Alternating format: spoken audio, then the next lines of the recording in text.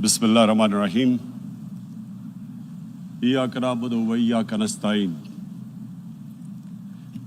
Mr. President, Honorable Secretary General, Excellencies, ladies and gentlemen, I feel honored today to represent my country at this forum of world leaders, where we have a chance to discuss problems that the world is facing. I want to talk about a lot of problems, but just four today. And I especially came to this forum despite a difficult time in my country, facing challenges. I would not have come, but because I feel that there are some very urgent problems which the world must address. So first of all, I start with climate change. So many leaders have talked about climate change. But Mr. President, I feel that there is a lack of seriousness. Perhaps world leaders some of the leaders who can do a lot, do not realize the urgency of the situation. We have a lot of ideas, but as someone said, ideas without funding is mere hallucination. Pakistan, I'll give you start with my own country. Our country is amongst the top 10 nations in the world which are most affected by climate change. We depend upon our rivers. We are mainly an agricultural country. And 80% of the water in our rivers comes from our glaciers. The glaciers not just on the Pakistani side, even India. The 80% of the water in Ganges and the Indian rivers also comes from the glaciers, from the Himalayan glaciers, Karakoram, Hindu Kush. And these glaciers are melting at quite a rapid pace. We detected already 5,000 glacial lakes in our mountains. And if this keeps going, if nothing is done, we are scared that humans are facing a huge catastrophe. In my country, when my party came to power in the province of KP, we planted 1 billion trees in 5 years. Now we've set ourselves a target of 10 billion trees in Pakistan. Idea being to counter the effects of global warming. But one country cannot do anything. This has to be a combined effort of the world. My optimism comes from the fact that humans, the Almighty has endowed humans with great powers. We can do anything, provided our survival instinct is stirred up. And this is really what I hope that the United Nations will take a lead in this. There must be more emphasis. Richer countries must be pushed. Countries that mainly are responsible for greenhouse gas emissions. They must be pushed because our country contributes minuscule amount to greenhouse gases. So I feel that the United Nations must take leadership in this. My second issue for me right now is even more critical. Mr. President, every year, billions of dollars leave the poorer countries and go towards rich countries. billions of dollars siphoned off by the ruling elites of the developing world. And they find their way into Western bank accounts, offshore accounts, tax havens, expensive properties hidden behind companies bought in Western capitals. Mr. President, this is devastating the developing world. This is causing more poverty, debts. It's impoverishing the developing world. The difference between rich and poor countries is growing because of this. Money laundering, which happens because money leaves the poorer countries into rich countries, is not treated the same as, for instance, money from drugs or terror financing. The seriousness which terror financing and money from drugs, the way it is treated, it's not the same. The way the poor countries are being plundered by their elites. It's not happening. In my country, when I took charge of our government a year back, in the 10 years preceding that, our total debt went up 4 times. The debt we had accumulated in 60 years, just in 10 years, it went up 4 times.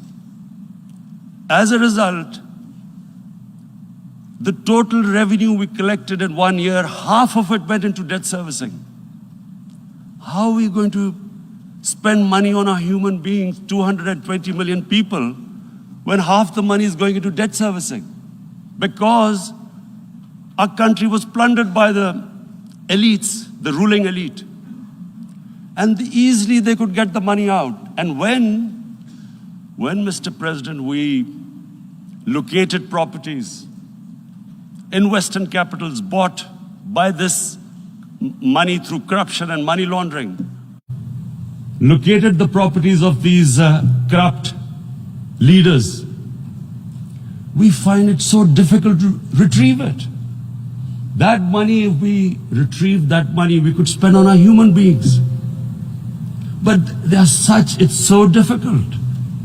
The laws protecting these criminals.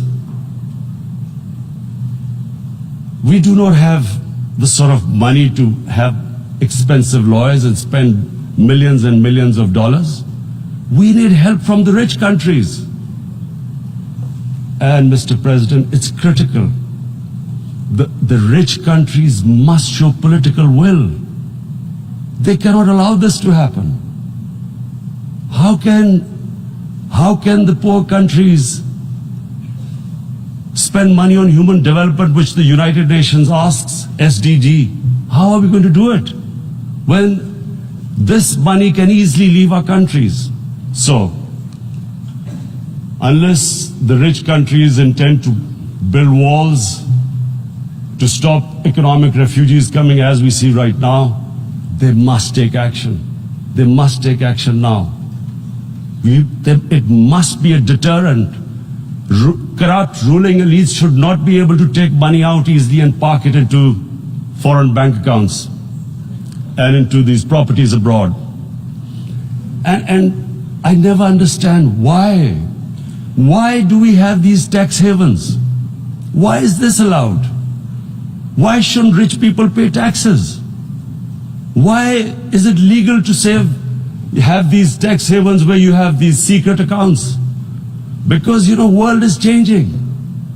The population of the world is growing. Sooner or later, you're going to have a crisis. If the poor get poorer and the rich get richer, there is going to be a crisis sooner or later. So this is my second point. I hope that the United Nations takes a lead in this. It involves the IMF, the World Bank, Asian Development Bank. They must find a way of stopping this plunder of the developing world. My third point is Islamophobia. There are 1.3 billion Muslims in this world. There are millions of Muslims living in other countries, European countries, in the US, as minorities. Islamophobia since 9/11 has grown at a pace where it is alarming. Human communities live together. There should be understanding amongst them. But Islamophobia is creating a division. Muslim women wearing hijab, it's become an issue. It's become an issue in some countries. Hijab is some sort of a weapon. A woman can take off her clothes in countries, but she can't put on more clothes. How is this happening? Because of Islamophobia. And how did this Islamophobia start? After 9/11. And why did it start? Because certain Western leaders equated terrorism with Islam. Islamic terrorism. Radical Islam. What is radical Islam? There is only one Islam, and that is the Islam we follow of Prophet Muhammad sallallahu alaihi wasallam. There is no other Islam. Radical Islam, Islamic terrorism, what message did they send to people in the West, and why is there Islamophobia? How is a person in New York, in the Midwest, in the US, in European capital, how is he going to distinguish between who is a moderate Muslim and who's a radical Muslim? Because terrorism has nothing to do with any religion. This Islamic terrorism, Islamic radicalism, and sadly used by leaders, this has been the main reason for this Islamophobia. And it has caused pain amongst Muslims. We in Muslim countries watch this Islamophobia traveling abroad, and it's getting worse. And may I just say, Mr. President, that in European countries, it is marginalizing Muslim communities. And we all know that marginalization leads to radicalization. Some of the people who ended up as militants in Syria and other places were from marginalized Muslim communities. And my point here is that we must address this issue. I'm sad to say that we Muslim leaders have not addressed this issue either. After 9/11, when this thing came about war against radical Islam, rather than Muslim leaders trying to explain to the West that there is no such thing as radical Islam, in all human communities, they are radicals. They're liberals and rest are moderate. All human communities, Christians, Jews, everyone has it. But Islam is not radical, neither Judaism, neither Christianity, neither Hinduism. No religion preaches radicalism. The basis of all religion is compassion and justice, which differentiates us from the animal kingdom. But unfortunately, the Muslim leadership was so scared of being called radical Islam that all of them became moderates. In Pakistan, we were in the eye of the storm, and our government coined a phrase called enlightened moderation. No one knows what it meant, but everyone started putting on Western suits that they were moderates, started speaking. Even those who didn't know English would speak English because they were moderates. No one had a clue what it was, because we in the Muslim world did not explain to the West that there is no such thing as radical Islam. One of the reasons why after 9/11 Islam was supposed to be equated with terrorism was suicide attacks. Because the 9/11 bombers did a suicide attack, all sorts of theories came up that the Muslims are involved in suicide attacks because they will get virgin in heavens. Some came up with, what about women? Suicide attackers. So this bizarre thing happened. No one explained. Suicide attacks and Islam were equated. No one did research that before 9/11, the majority of suicide attacks in the world were by Tamil tigers, who were Hindus. No one blamed Hinduism, and quite rightly. What has Hinduism got to do with what desperate people were doing in Sri Lanka? We all know about, we've seen films about Japanese kamikaze pilots at the end of the Second World War doing suicide attacks. No one blamed the religion. But here we were trying to prove we were moderates and not explaining to the West. But the most important thing I wanted to say here today, in explaining this Islamophobia, Mr. President, and I feel it's very important because I've spent, because of, I played professional sport in England, I spent a lot of time there, so I know how the Western mind works and how West views religion. So where the misunderstanding about Islam came. And one of the reasons it caused Islamophobia. That was, in 1989, this book was published, maligning, insulting, ridiculing our Prophet Muhammad sallallahu alaihi wasallam. And there was a reaction in the Muslim world.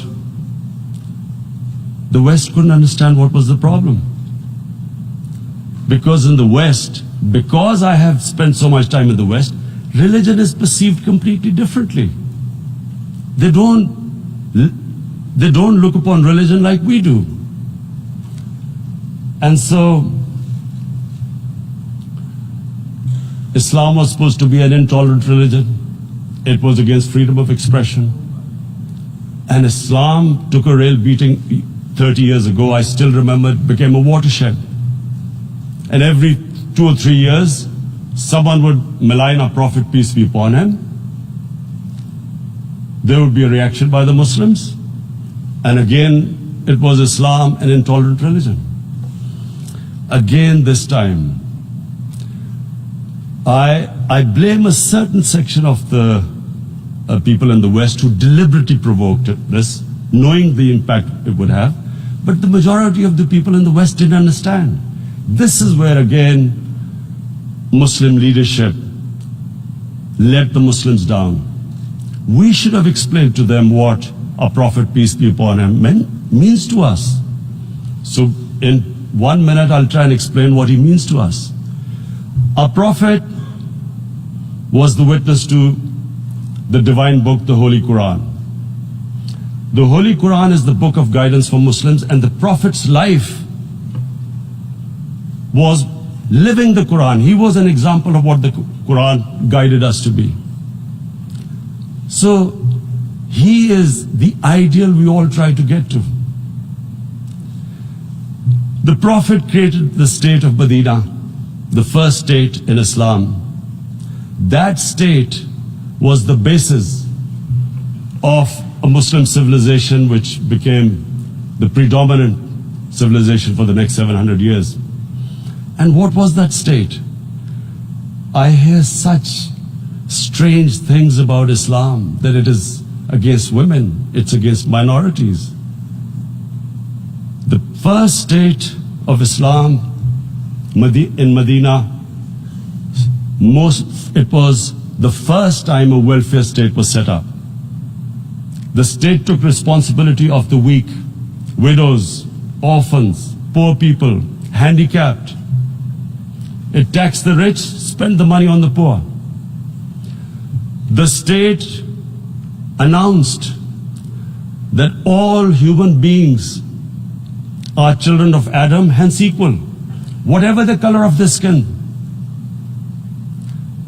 The state announced, the Prophet announced that, and slavery, the whole system depended on slavery as it did for many years in the Western societies. The Prophet said that one of the greatest deeds is to free a slave. But because the society depended on slavery, he said, but if you have to treat them as an equal member of the family. And as a result, something happened in a Muslim world which hasn't happened in any other civilization. Slave dynasties appeared. Slaves became kings. The Mamluks, slaves who ruled Egypt. In India, there were slave dynasties. And then, with minorities, again, you hear that Islam is supposed to be against minorities. Let me just make this clear. In Islam, the Prophet announced that everyone was free to practice his religion. It was a sacred duty to protect the places of worship of all religions. He announced that every person is equal in front of law, whatever his religion or his color. And this incredible case, and I always quote this, that the fourth Khalifa, the head of state of Medina, he lost a court case against a Jewish citizen. So, number one, it showed there was a rule of law, no one was above law. And number two, that a Jewish citizen was an equal citizen. So, Mr. President, when a Muslim society is unjust to its minorities, it is going against the religion of Islam and our Prophet, peace be upon him. So, it is important to understand this. The Prophet lives in our hearts. When he's ridiculed, when he's insulted, it hurts. As we human beings understand one thing, the pain of the heart is far, far, far more hurtful than physical pain. And that's why the Muslims react. And I always thought that if I ever had this stage, I would try and explain this to the world community, especially to the Western community, because having lived in the Western community, people didn't understand this. When I first went as a teenager to England, there was a comedy film on Jesus Christ. It's unthinkable in Muslim societies. So we need to explain that, look, in a human community, we must be sensitive to what causes pain to other human beings. We have, in the Western society, and quite rightly, the Holocaust is treated with sensitivity because it gives the Jewish community pain. That's all we ask. That do not use freedom of speech to cause us pain by insulting our Holy Prophet. That's all we want. And now, the number fourth point, Mr. President, and this is the most critical point, is the reason why I especially came here. It is about what is happening in Kashmir. Before I go on this, I want to make one thing clear, that when we came to power, my first priority was that Pakistan would be a country which will try its best to bring peace.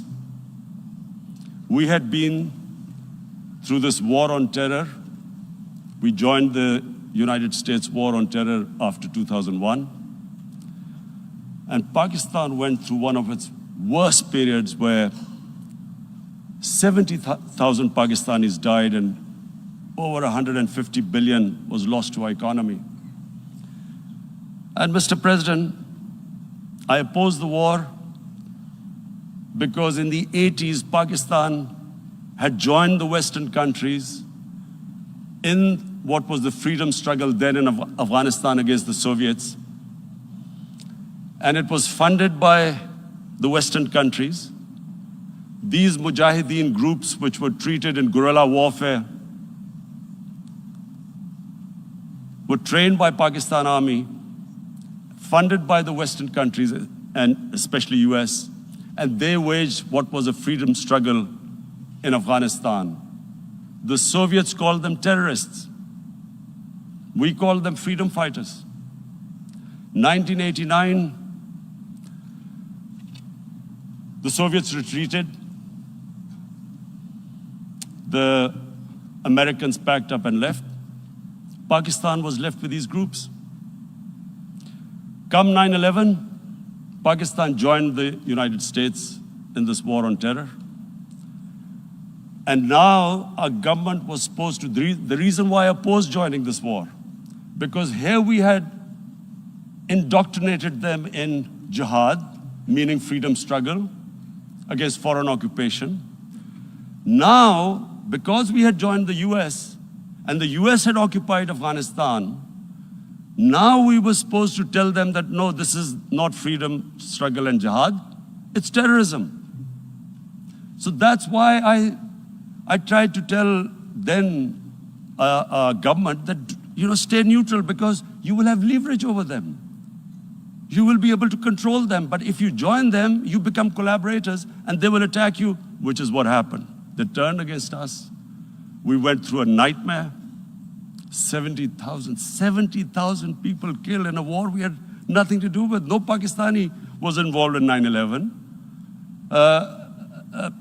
Taliban were in Afghanistan. Al-Qaeda was in Afghanistan. What had we to do with it? 70,000 Pakistanis died. So when we came to power, we decided that we would dismantle what was left of these groups. And this decision was taken not just by us, but by all the political parties in Pakistan.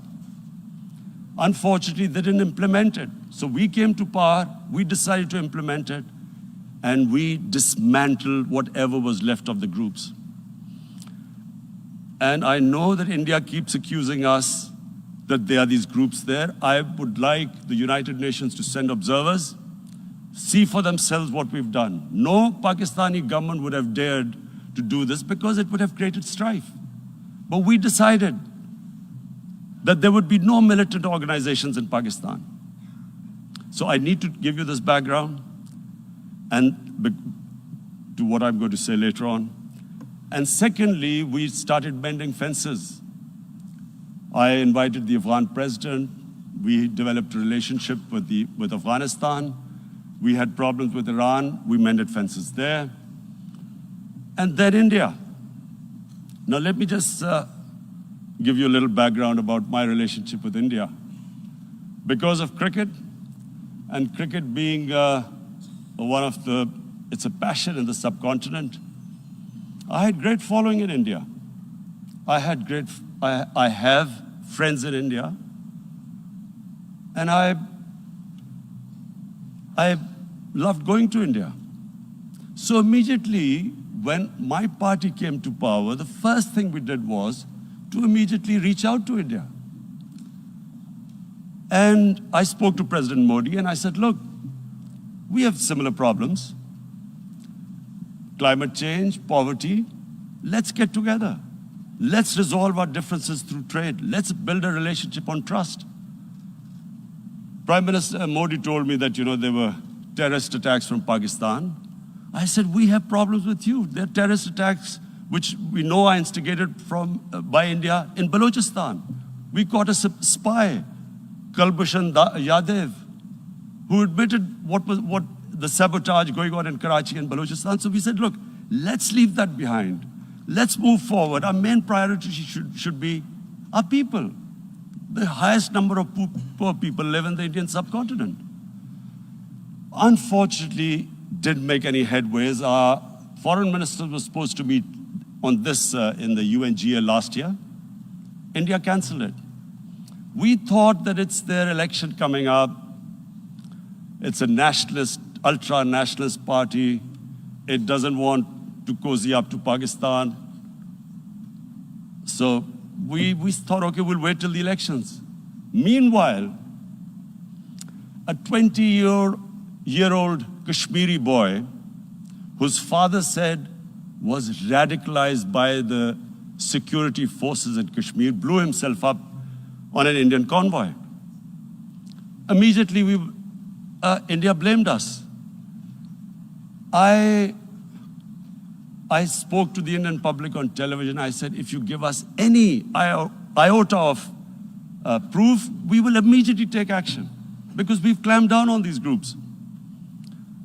Rather than sending us any proofs, they sent their jets in, they bombed us. We retaliated. A jet, 2 of their planes were shot down, 1 pilot bailed out in Pakistan. We immediately returned the pilot, saying that, look, we do not want any escalation. Rather than taking that as a peace gesture, the entire campaign, almost the entire campaign of Mr. Modi in the election was how he had taught Pakistan a lesson that jets had killed 350 terrorists. Complete lie. They had just killed about 10 trees of ours, which was quite painful given that, we are growing all these trees. He then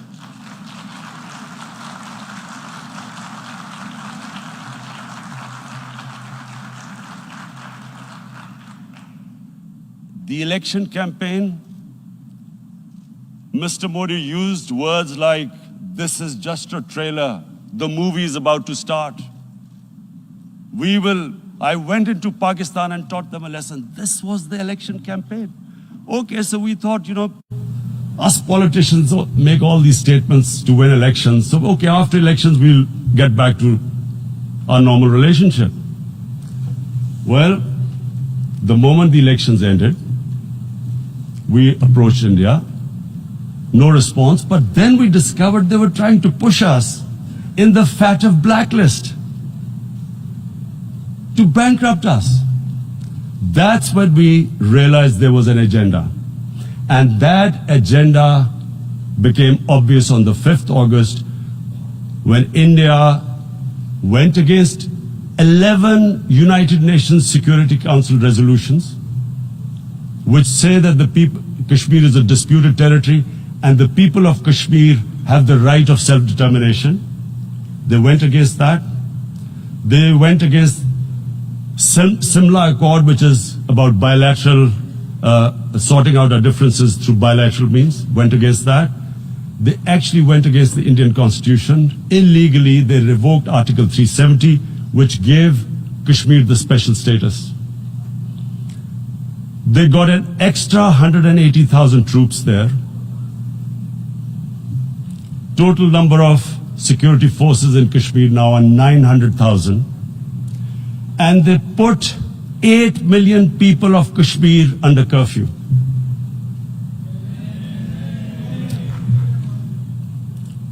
Mr. President,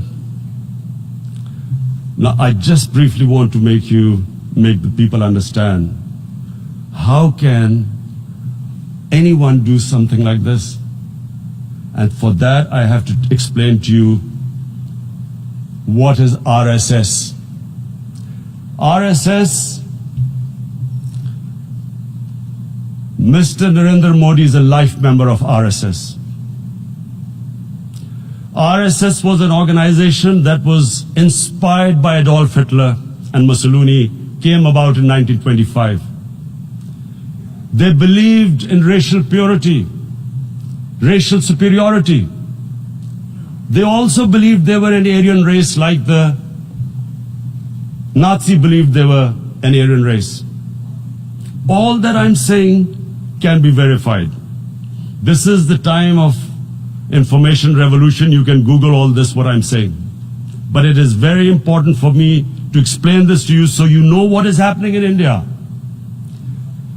This RSS believed in the ethnic cleansing of Muslims from India. At one point there was racial superiority of the Hindu race.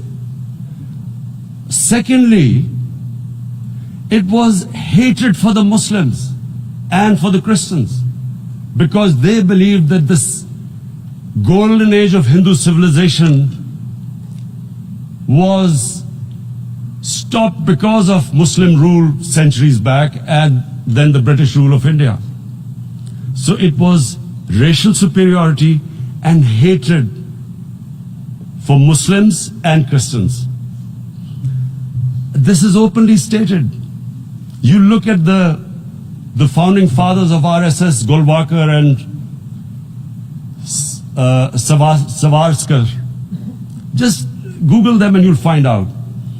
And this ideology of hate is what murdered the great Mahatma Gandhi in 1948.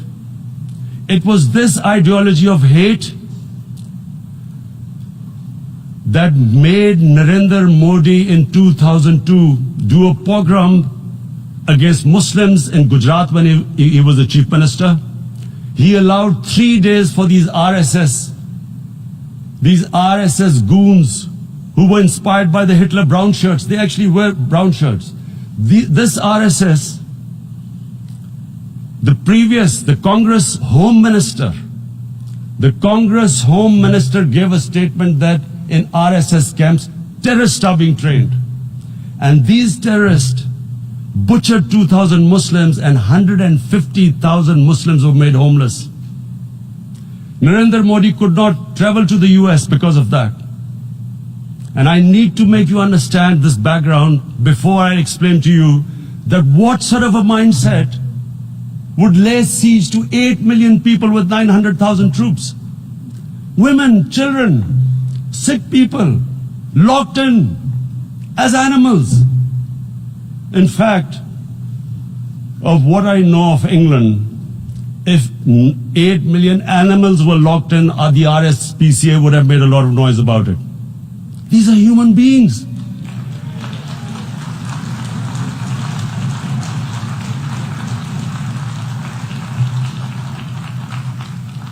And Mr. President, what comes with racial superiority, these illusions of Aryan superior race, is arrogance.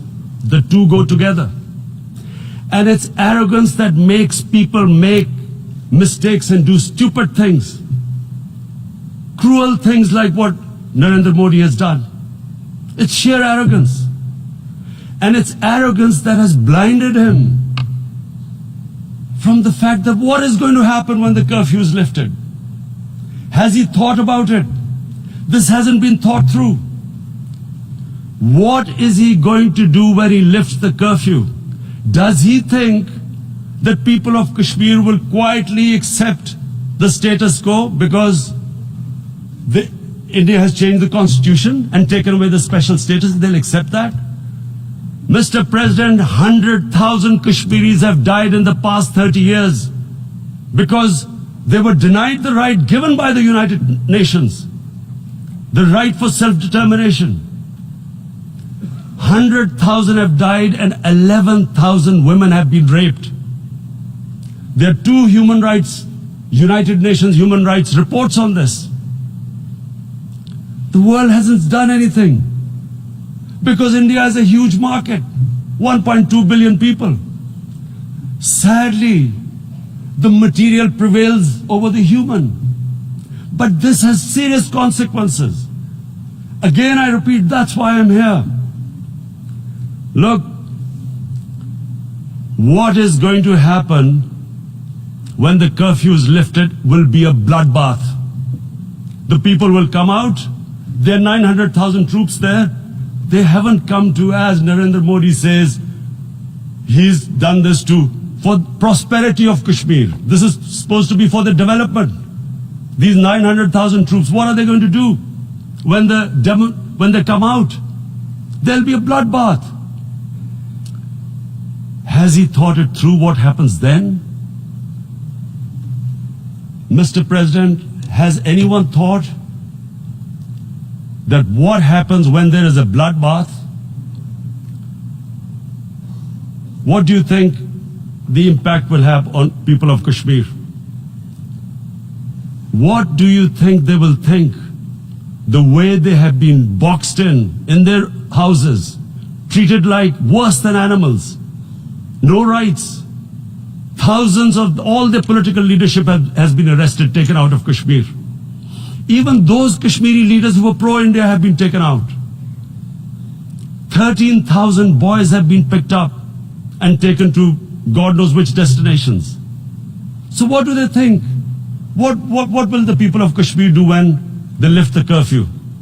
They will be out in the streets. And what will the soldiers do? They will shoot them. They've already used pellet guns, blinded young boys. In the last 6 years, the 5 years, the oppression that has gone on in Kashmir. And so, Kashmiris will be further radicalized. Mr. President, there will be another Pulwama. And guess what? India will blame us. They're already blaming us. They're saying all this is happening because of Pakistan. One of their defense ministers said there are 500 terrorists lined up on the border to go in. Why would Pakistan send 500 terrorists when there are 900,000 troops? What impact are they going to make? What will they do? And why would? Don't we know that the moment there is some terrorist attack, all that will happen is there will be further cruelty and oppression of the people of Kashmir. We will just give the 900,000 troops to further crush the people of Kashmir. And then we'll give the Indian government an excuse that, look, Pakistan is a terrorist state, and this mantra that has gone on, Islamic terrorism. The moment you use this catchword, Islamic terrorism, the whole world turns away. No one talks about human rights. You can do whatever you want, which is what has happened in Kashmir, because they keep using this word, Islamic terrorism. And this is what they're doing right now. What do we benefit from further increasing the cruelty on the people of Kashmir? And why would we want this? But there is no other narrative left for India. As when they lift the curfew, whatever happens, Pakistan will be blamed, and there is always a danger of another Pulwama. They might come and bomb us again, and then another cycle might start. And what does Narendra Modi think? That 180 million Muslims of India are thinking right now. Aren't they watching these Kashmiris stuck inside for 55 days they've been stuck in? Aren't they watching? What do you think? Don't you think that the Muslims will be radicalized in India? And I'm talking about 180 million people. And when they get radicalized, there will be some incident in India somewhere down the line. Again, we will be blamed. And I'm warning you right now, again we will be blamed. And Mr. President, what about 1.3 billion Muslims who are watching this? And they know that it is only happening in Kashmir because they're Kashmiri Muslims. This is not happening to Kashmiri Hindus.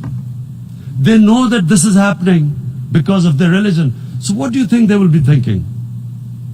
What do you think the Jewish community would think if they were, forget 8,000 Jews stuck like this? What do you think Europeans would think? What do we think? I mean, any human community, if their members are stuck like that, what do you think they will think? Are we a children of a lesser God? Is it not going to cause us pain? And then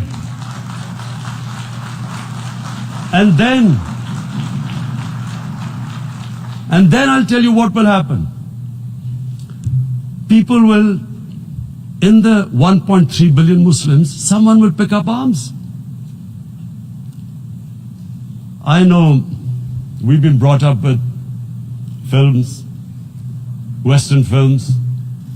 This good, decent guy doesn't get justice. He decides to pick up a gun and start seeking justice. There was a film made in New York, famous film called Death Wish. This guy gets mugged by his family, his wife gets killed or something. He can't get justice. He picks up a gun and he goes around shooting muggers.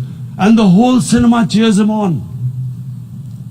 So what do you think the Muslims are thinking right now? if there is a bloodbath, there will be Muslims becoming radicals, not because of Islam, but because of what they will see, that there's no justice when it comes to Muslims. There were Rohingya Muslims, Myanmar, who are, God knows, almost 1 million people out, ethnic cleansing. What was the response of the world community? So what do you think will be the response of 1.3 billion Muslims? I picture myself. I'm in Kashmir. I've been locked up for 55 days. I have heard about, and there are rapes, Indian Army going into homes, soldiers. Would I want to live this humiliation? Would I want to live like that? I would pick up a gun. You're forcing people. You are forcing people into radicalization. When people lose the will to live, what is there to live for? And this is what, if you can do this to human beings, you are actually radicalizing people. And so, Mr. President, I want to repeat here, this is one of the most critical times. There will be a reaction to this. Pakistan will be blamed. 2 nuclear-armed countries will come face to face like we came in February. And before we head in that direction, the United Nations has a responsibility. This is why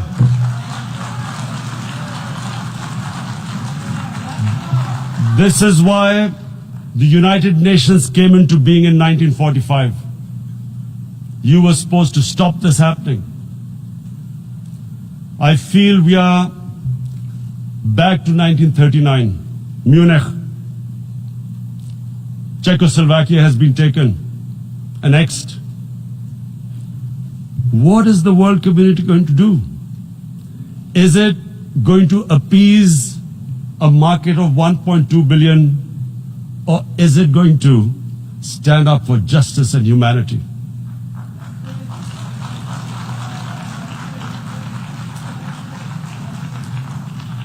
If this goes wrong, you hope for the best, but be prepared for the worst. If a conventional war starts between the 2 countries, Mr. President, if a conventional war starts, and anything could happen, but supposing a country 7 times smaller than its neighbor is faced with the choice, either you surrender or you fight for your freedom till death, what will we do? I ask myself this question. And my belief is, La ilaha illallah, there is no God but one. And we will fight. And when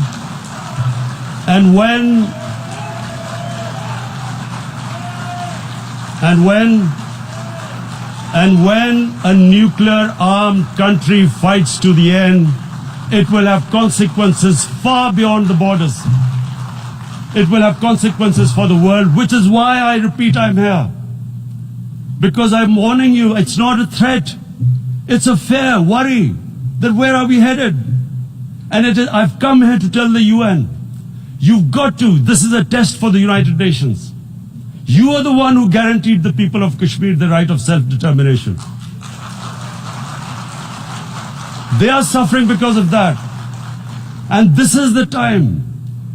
This is the time not to appease like in 1939 appeasement took place. This is the time to take action. And number 1 action must be that India must lift this inhuman curfew, which has lasted for 55 days. It must free all political prisoners, and especially those 13,000 boys that have been picked up. Parents don't know where they've disappeared. And then the world community must give the people of Kashmir the right of self-determination. Thank you. En nombre de la Asamblea General agradezco al señor Primer Ministro de la República Islámica de Pakistán la declaración que acaba de formular y pido protocolo que acompañe a su excelencia. La Asamblea escuchará un discurso del Primer Ministro de la República Helénica, Su Excelencia Kyriakos Mitsotakis.